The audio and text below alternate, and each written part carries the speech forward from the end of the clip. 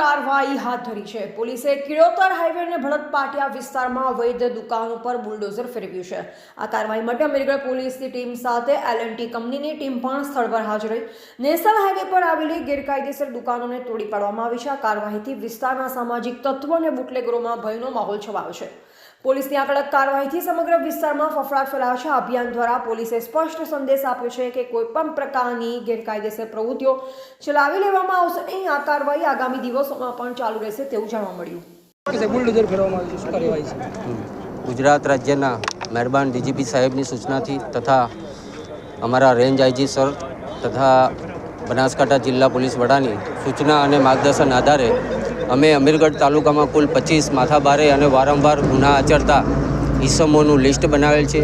જેઓ ગેરકાયદેસર વીજ કનેક્શન તથા મકાન કે દુકાન જો ગેરકાયદેસર બનાવેલ હોય તો તે દબાણ દૂર કરવા માટેની કાર્યવાહી